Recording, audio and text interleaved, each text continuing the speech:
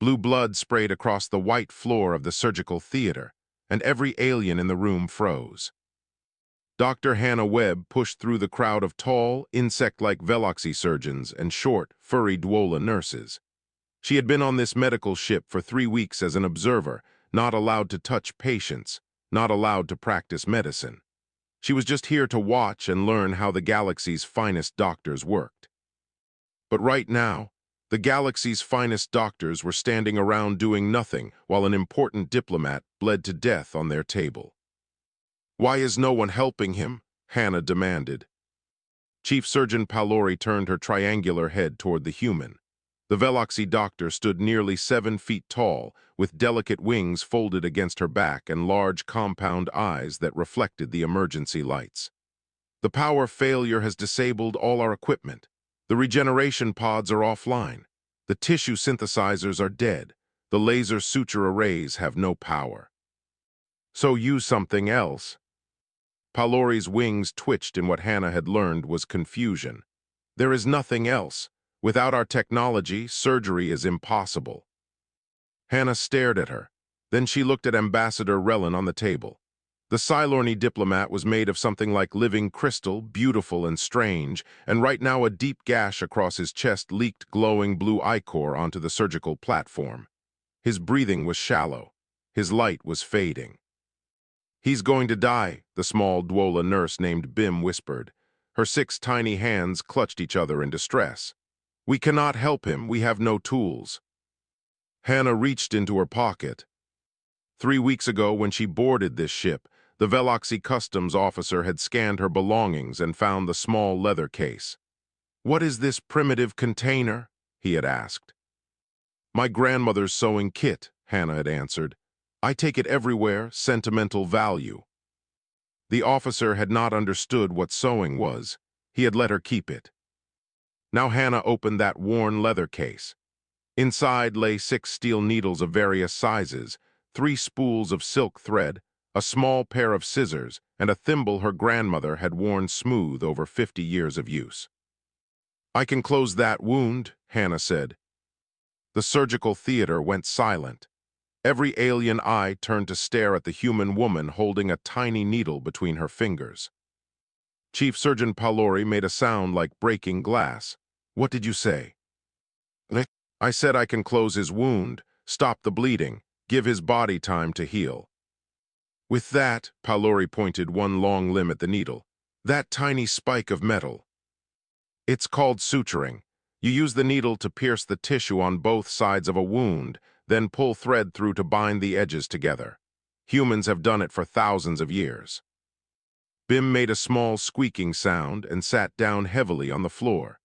One of the younger Veloxy surgeons, Dr. Fenwick Goss, stepped backward until he hit the wall. "You want to stab him repeatedly with a sharp object," Palori said slowly, as if making sure she understood, "and then tie string through the holes you create." "Yes. That is barbaric." "That is medicine." Hannah stepped toward the table. 300 years ago, human doctors did this every day. We still learn it. I have done it hundreds of times on humans. I can adapt the technique. You could introduce infection, cause additional damage. The pain alone will be less than the pain of dying. Hannah met Palori's compound eyes. "Your choice is my barbaric stitches or watching him bleed out. You have maybe 10 minutes to decide." Ambassador Relin stirred on the table. His voice came out weak, crystalline, like wind chimes in a storm. "Let her try." Everyone turned to look at him. "I can feel my life draining away," the ambassador said. "If this human believes she can stop it, I give my consent. What do I have to lose?" Palori stood frozen for a long moment. Her wings vibrated with stress. Then she stepped aside. "Document everything," she said to Fenwick.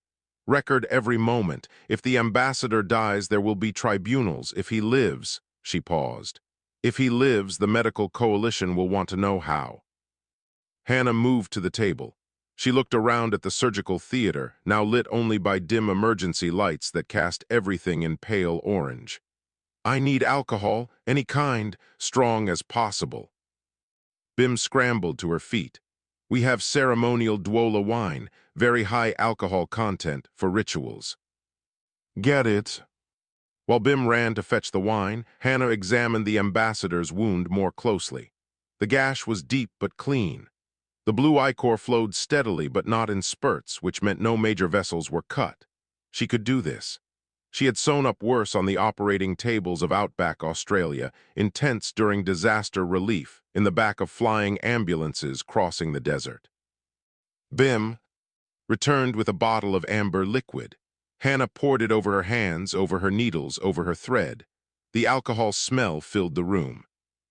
She threaded a needle with steady fingers. The silk was thin and strong, perfect for this work. "Everyone stay calm," Hannah said.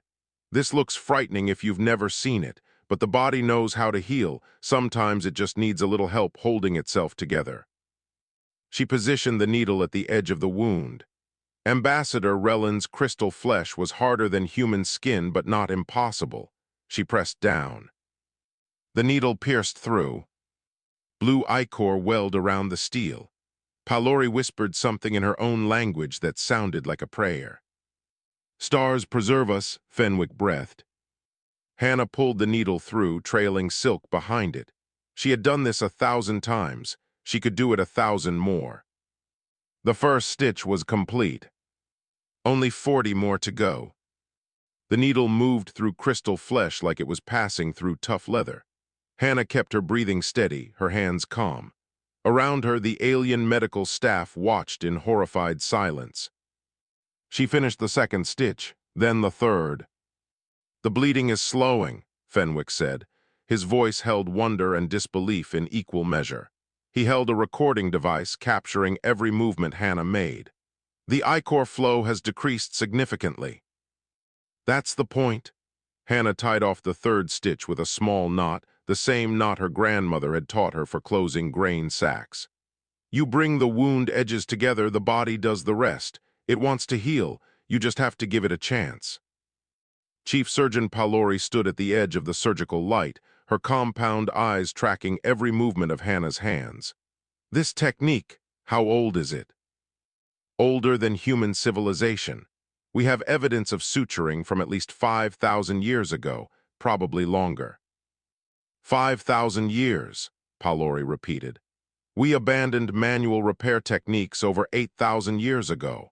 When the first regeneration technology was developed, we considered it beneath us to continue such primitive methods." Hannah completed the fourth stitch. The ambassador's breathing had stabilized. The blue glow of his body was growing stronger again. "And what happens when the regeneration technology fails?" Palori did not answer. Bim crept closer, her 6 small hands clasped together. The Duola nurse was barely 3 feet tall, covered in soft brown fur with large eyes that missed nothing.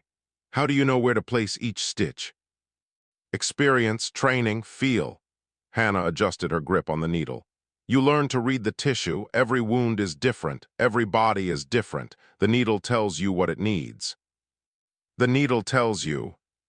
"The resistance, the way the flesh moves, you feel it through your fingers." Hannah looked up at Bim.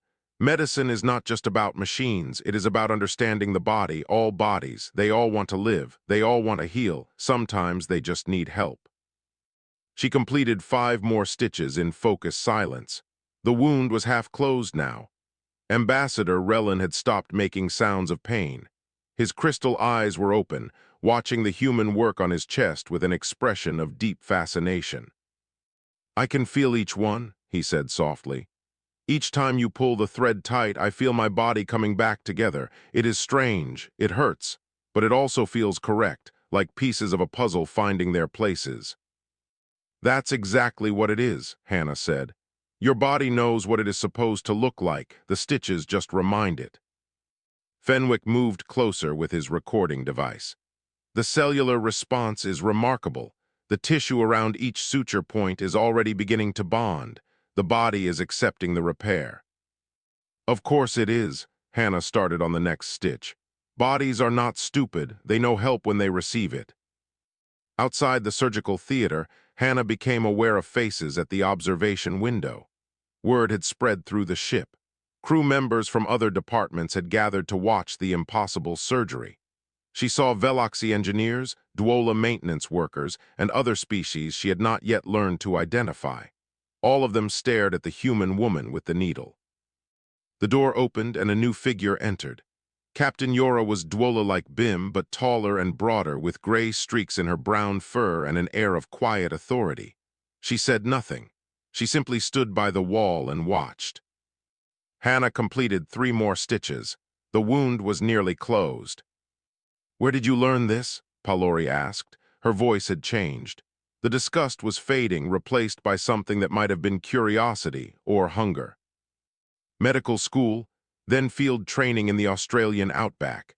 There are places on Earth where the nearest hospital is 1,000 kilometers away. When someone gets hurt, you cannot wait for evacuation.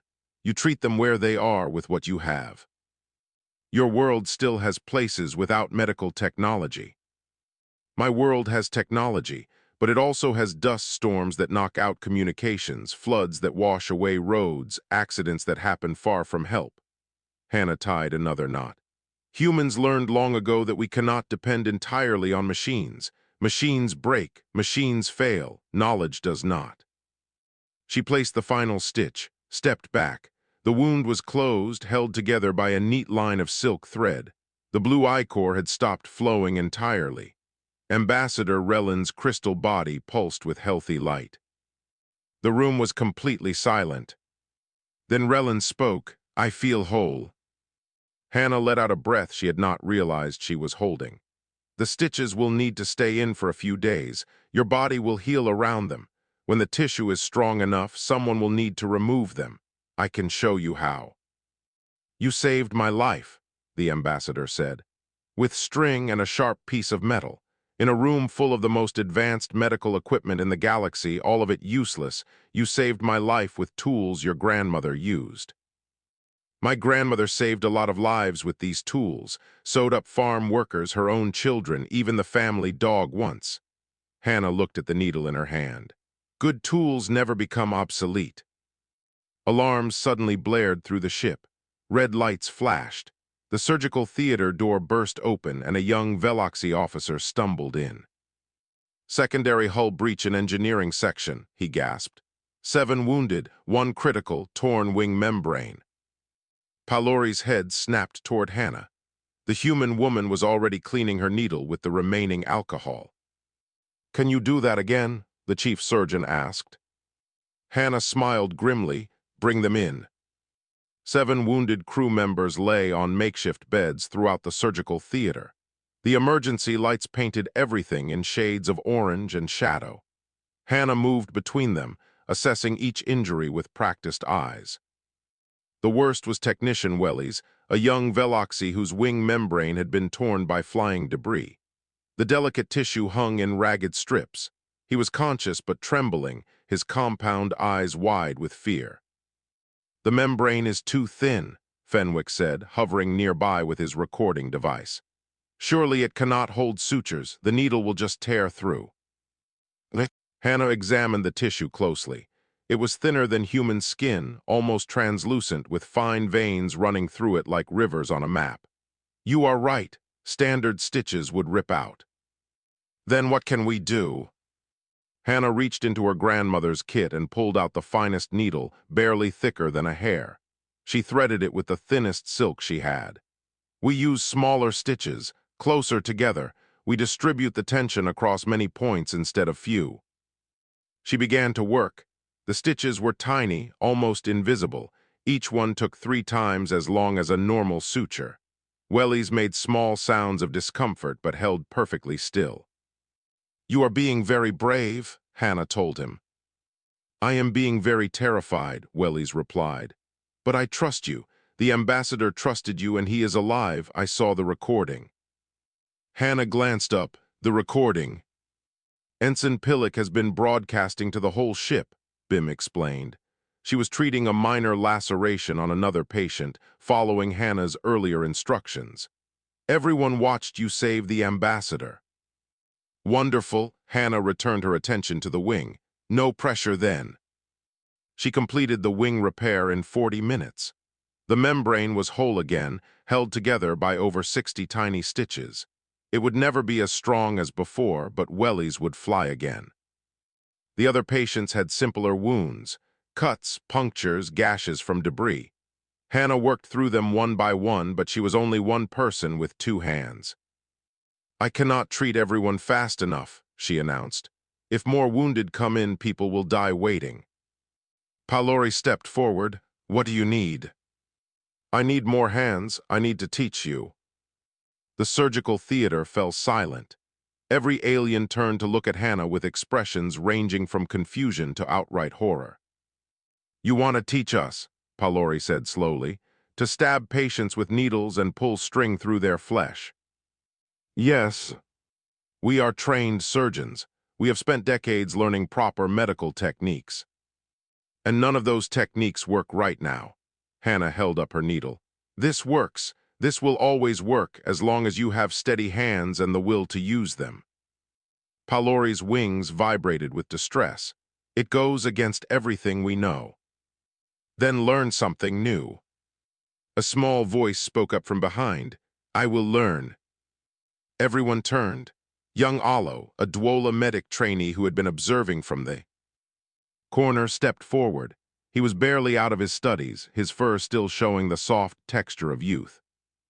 "My instructors always said the best medics adapt," Alo said. "This seems like adapting." Bim moved to stand beside him. "I watched closely during the ambassador's surgery. I think I understand the basic principle. Show us, Dr. Webb." Hannah looked at Palori.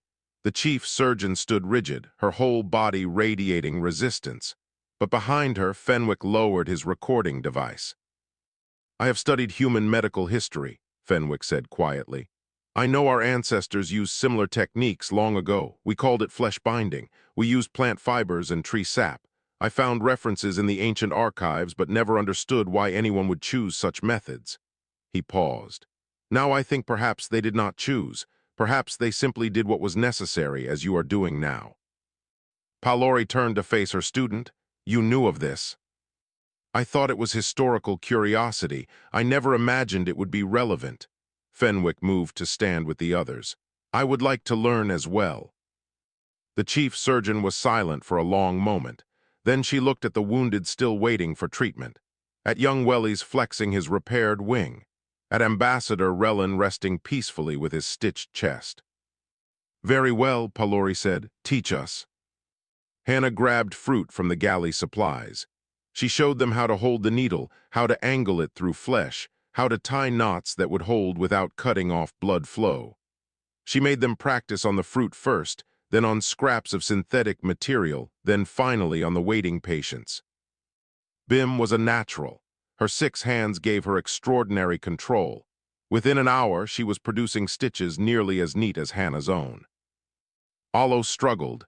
His first real suture was crooked uneven, and he had to redo it twice. But he did not give up. By his 5th patient, he had developed a rhythm. Fenwick approached the work like a scholar. He analyzed each movement, calculated each angle. His stitches were precise but slow. Captain Yora remained by the wall, watching everything. When the last patient was treated and resting, she finally spoke. "Dr. Webb, I have restored partial communications. The Galactic Medical Coalition wishes to speak with you."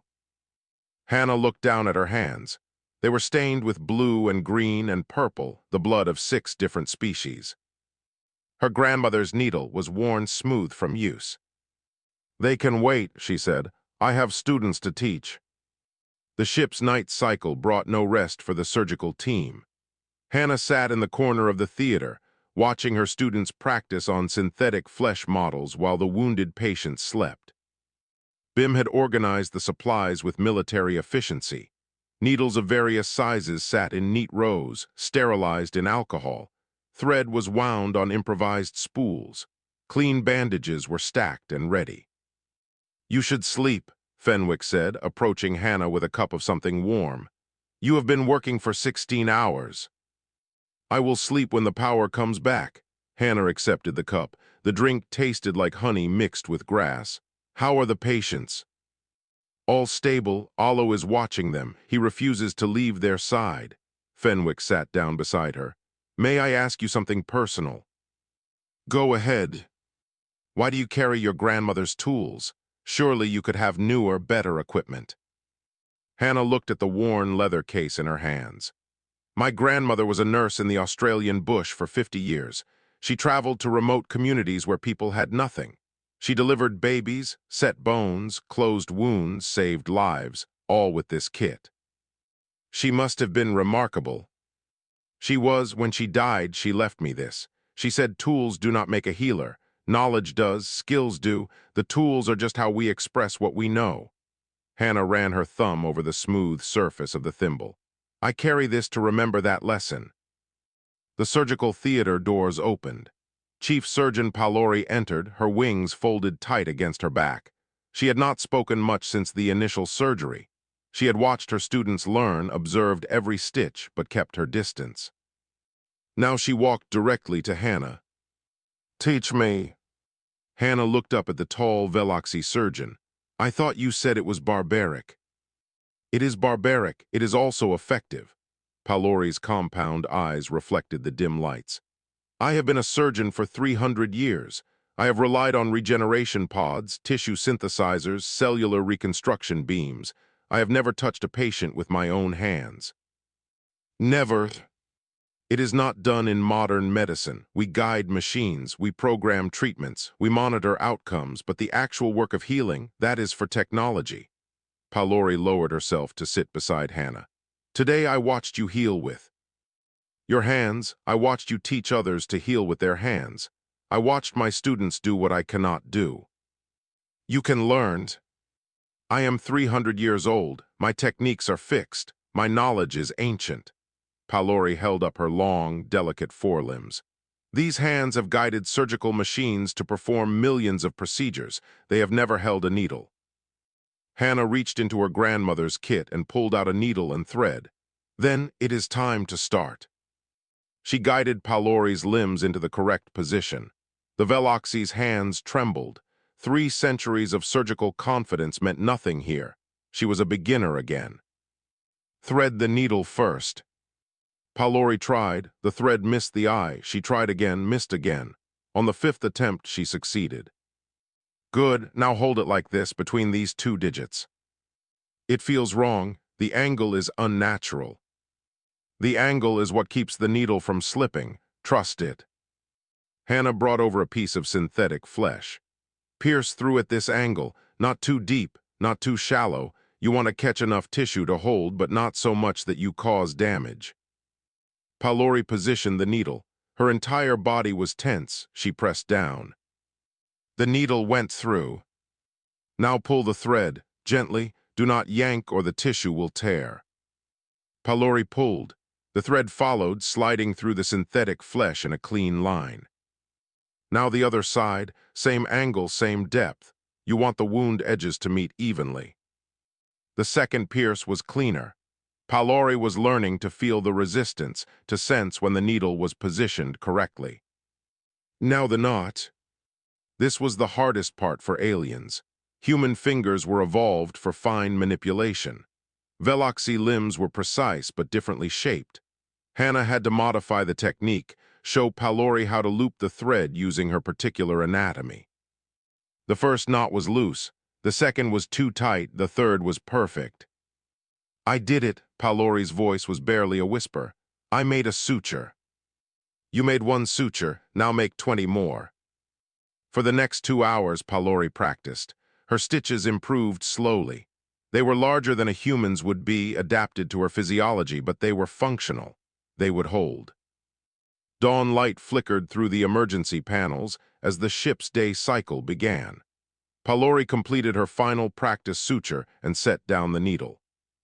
For 300 years, she said quietly, I believed I was a healer. Today I learned I was only a technician. I operated machines. The machines did the healing.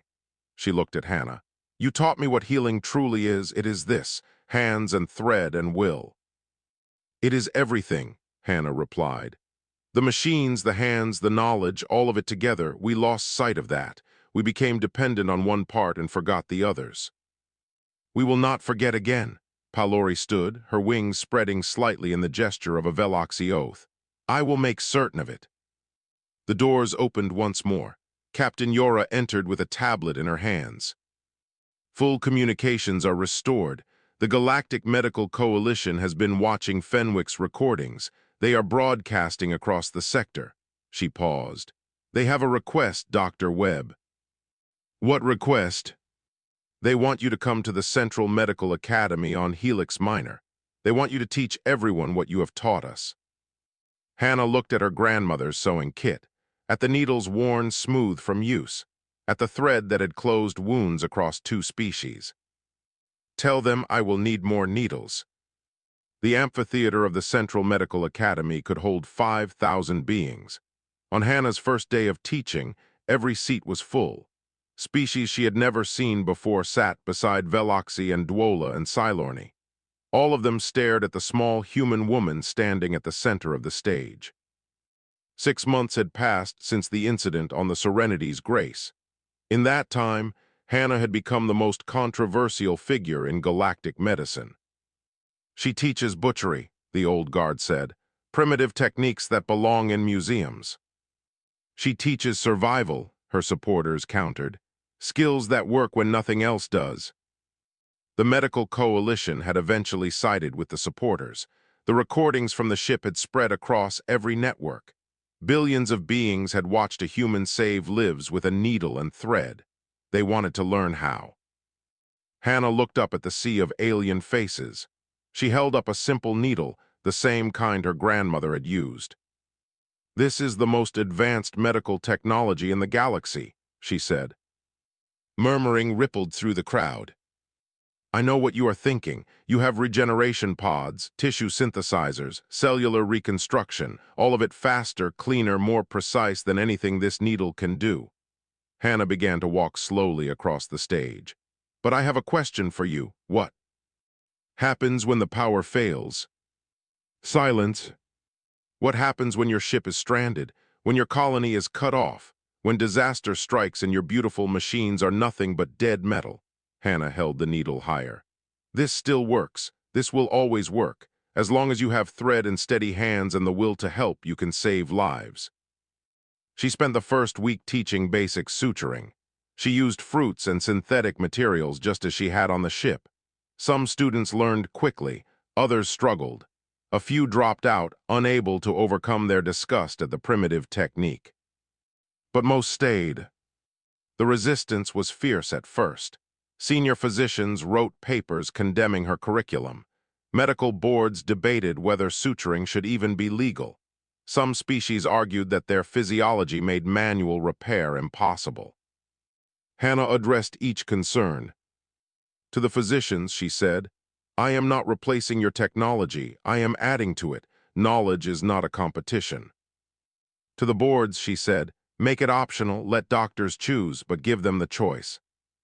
To those who claimed their bodies were too different, she said, every species is different. We adapt the technique to fit the patient. That is what healers do. Palori traveled to the academy to speak on Hannah's behalf. The 300-year-old surgeon stood before the coalition's governing council and showed them her own sutured wounds, self-inflicted during practice. I learned to heal with my hands, Palori said. After 3 centuries of guiding machines, I finally understand what medicine truly means. It means never giving up. It means always finding a way. Dr. Webb taught me that. The tide began to turn. Students from Hannah's first classes graduated and spread across the galaxy. They carried needles and thread in their medical kits alongside their advanced equipment.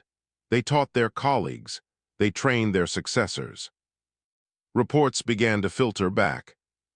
A Dwola cruise ship suffered complete power failure. The medical officer used sutures to close wounds while passengers were rescued. No one died. A Veloxy mining colony was struck by a seismic event that destroyed their medical center. Doctors worked through the night by lamplight, stitching injuries with hands that trembled but did not fail. Dozens survived who would have died. A Silorni diplomatic vessel was attacked by raiders. The ambassador was wounded.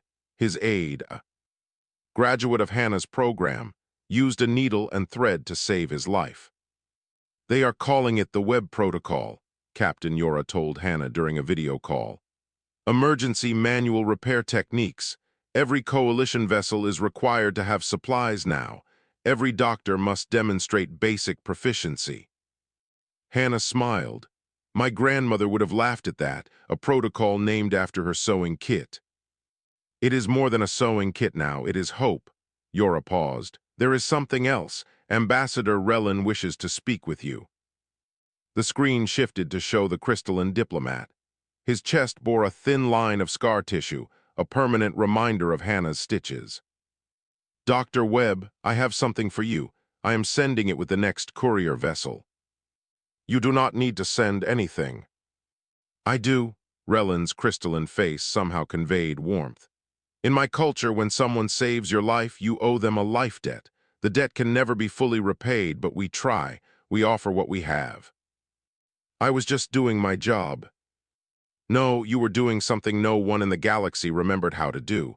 You reached into the past and pulled out knowledge that should never have been forgotten. You gave that knowledge to everyone. Relin bowed his head. My gift is small compared to what you have given, but I hope you will accept it. A week later, a small package arrived at Hannah's quarters in the academy. Inside was a crystal pendant on a silver chain. The pendant was hollow, and inside it floated a single drop of blue ichor glowing softly. The note read, "A piece of the life you saved. Carry it with you as you carry your grandmother's tools. Both are reminders of what healing truly means." Hannah fastened the pendant around her neck and went back to teaching. 2 years after the incident on the Serenity's Grace, Hannah Webb stood in a lecture hall on a world she had never heard of before arriving. The planet was called Verdant Reach, a colony on the edge of known space, and the beings who lived here were tall, willowy creatures with skin like tree bark. They had invited her to speak at their new medical school, the first ever built on their world. Our technology is limited here, the headmaster explained. We are far from the core worlds. Supply ships come rarely. When they do not come, we must rely on ourselves. Then you will need this, Hannah said, and she began to teach. The willowy beings learned slowly. Their fingers were thin and branch-like, difficult to adapt to needlework. But they persisted. They modified the technique to suit their bodies. They practiced until their movements were smooth. By the time Hannah left, they had trained a dozen surgeons in manual repair. Within a year, those surgeons had trained 100 more. This was the pattern now. Hannah traveled constantly, visiting colonies and stations and ships across the galaxy. She taught everyone who wanted to learn. She never charged for her lessons. She never turned anyone away. Her students became teachers themselves. The knowledge spread like ripples from a stone dropped in still water. First dozens, then hundreds, then thousands of beings learned the ancient art of suturing. Not all wounds could be fixed with needle and thread. Hannah never claimed otherwise. But when the machines failed, when the power died, when disaster left no other option, there was now an answer. There was the Web Protocol. There were hands that knew how to heal. You have changed everything, Palori said during one of their regular calls.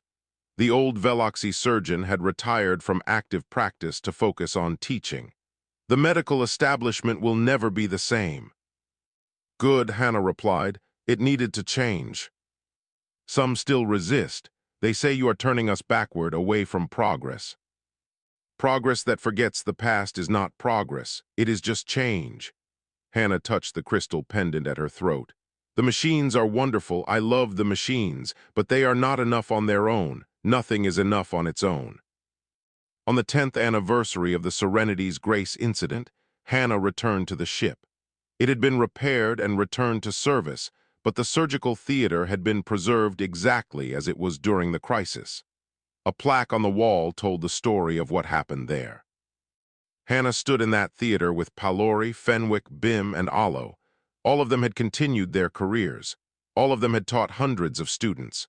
All of them carried needles in their kits. We should have died here, Ambassador Relin said.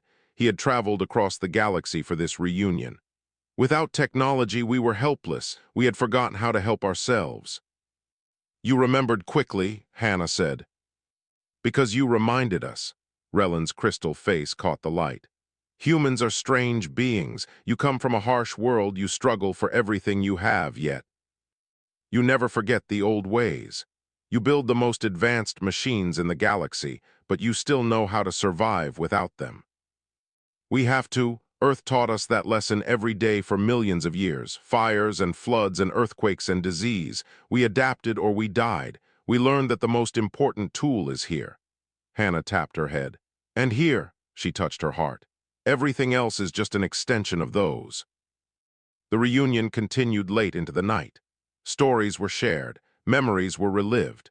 When it was finally time to leave, Hannah gathered her things slowly.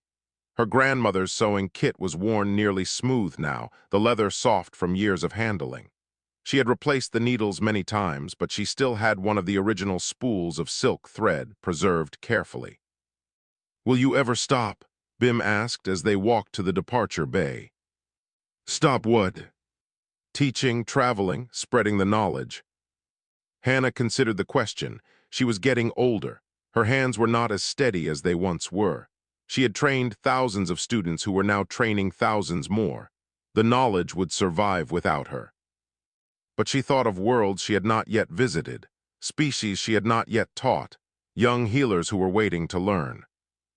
"No," she said finally, "I do not think I will." She boarded her shuttle and set course for the next planet.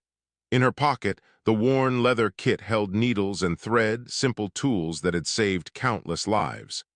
Around her neck, the crystal pendant glowed with blue light, a reminder of where it all began. The galaxy had learned to heal with its hands again, and somewhere Hannah knew her grandmother was smiling. The shuttle lifted into the stars, and Dr. Hannah Webb went to teach another world the oldest lesson in medicine. That healing is not in the machines. It is in us. It has always been in us. We just forgot for a while,